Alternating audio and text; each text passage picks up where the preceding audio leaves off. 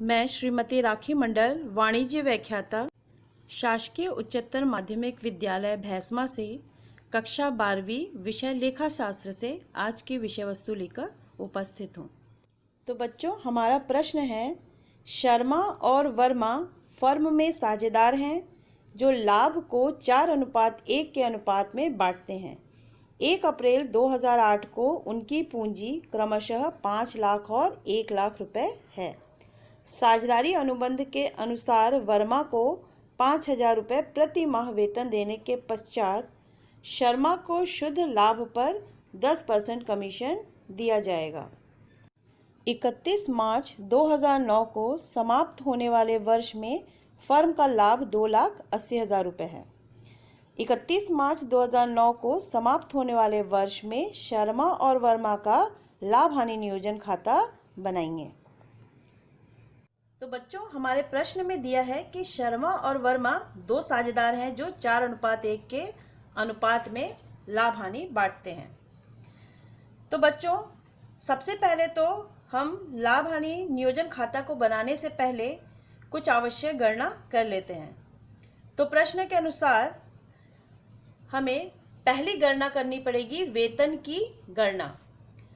यहाँ हमारे दोनों साझेदार में से वर्मा को 5,000 रुपये प्रति माह की दर से वेतन दिया जाता है। तो जब उसे 5,000 रुपये प्रति माह की दर से दिया जाता है तो उसे हम वार्षिक बनाने के लिए 5,000 × 12 बराबर 60,000 रुपये वार्षिक की दर से उसे वेतन प्राप्त होता है। तो हमारा जब हम लाभ हानि नियोजन खाता बनाएंगे तो हम वेतन में 60,000 रुपये लिखेंगे। हमारी दूसरी गणना है कमीशन की गणना। कमीशन की गणना में आपको ध्यान देने वाली बात यह है कि वर्मा को प्रति माह वेतन देने के पश्चात शर्मा को शुद्ध लाभ पर 10% कमीशन दिया जाएगा।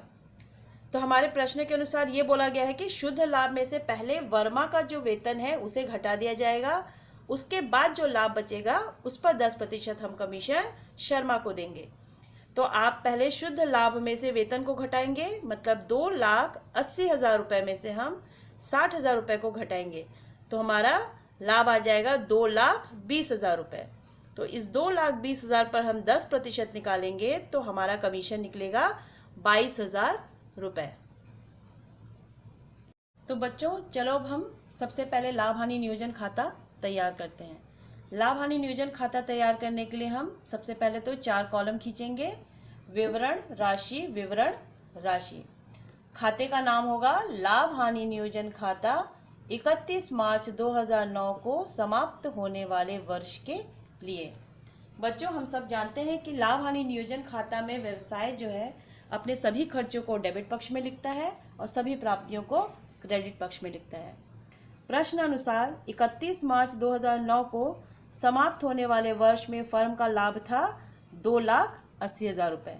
तो 2,80,000 रुपये को हम शेष लाया गया बोलकर क्रेडिट साइड में लिख देंगे। चलिए अब डेबिट साइड में चलते हैं। डेबिट पक्ष में सबसे पहले पूंजी पर ब्याज लिखा जाता था।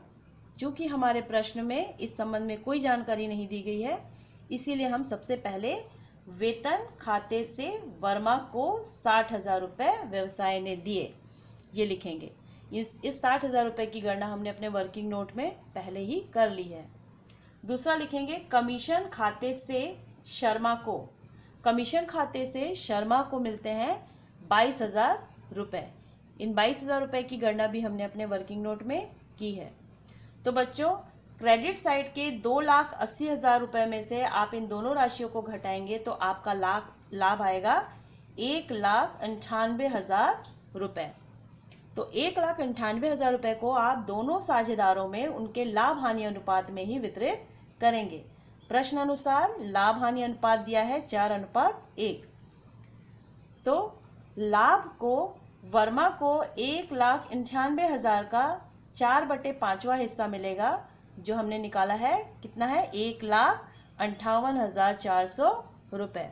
उसी प्रकार शर्मा को 1,98,000 का 1/5वां भाग यानी 39,600 रुपये प्राप्त होंगे। तो बच्चों, इस प्रकार हमारा लाभ हानि नियोजन खाता बनेगा।